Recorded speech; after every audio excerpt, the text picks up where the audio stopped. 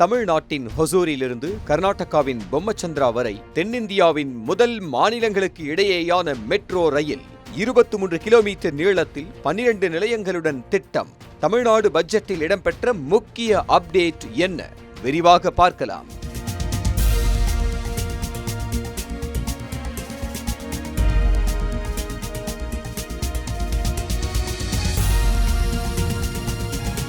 தமிழ்நாடு மற்றும் கர்நாடகாவை இணைக்கும் தென்னிந்தியாவின் முதல் மாநிலங்களுக்கு இடையேயான மெட்ரோ ரயில் திட்டம் வேகமெடுத்திருக்கிறது.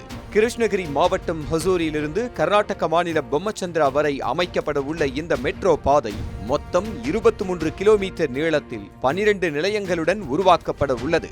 முதலில் 20.5 கிலோமீட்டராக திட்டமிடப்பட்ட இந்த வழித்தடம் ஹொசூரின் புறநகர் பகுதியில் முனையம் அமைப்பதற்காக கூடுதலாக 2.5 கிலோமீட்டர் நீட்டிக்கப்பட்டுள்ளது.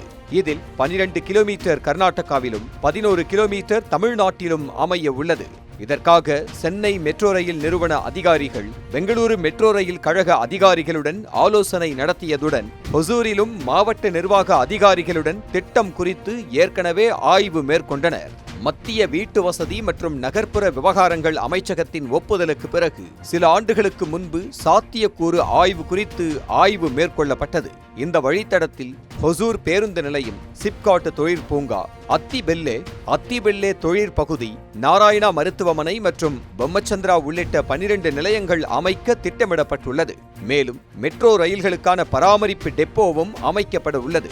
இதற்கிடையே 2026-27 ஆண்டுக்கான தமிழ்நாடு பட்ஜெட்டில் கிருஷ்ணகிரி மாவட்டம் ஹொசூர் முதல் கர்நாடக மாநிலம் பொம்மச்சந்திரா வரையிலான மெட்ரோ ரயில் திட்டத்தை மத்திய அரசு மற்றும் கர்நாடக அரசுடன் இணைந்து தமிழ்நாடு அரசு முன்னெடுத்து வருவதாக அதிகாரப்பூர்வமாக தெரிவிக்கப்பட்டுள்ளது.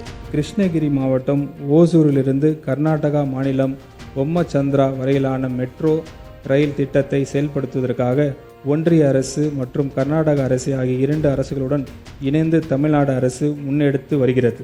ஹொசூரில் இந்த மெட்ரோ திட்டம் செயல்படுத்தப்பட்டால் தொழில், வர்த்தகம் மற்றும் தினசரி போக்குவரத்துக்கு புதிய ஊக்கமாக அமையும் எனவும் எதிர்பார்க்கப்படுகிறது.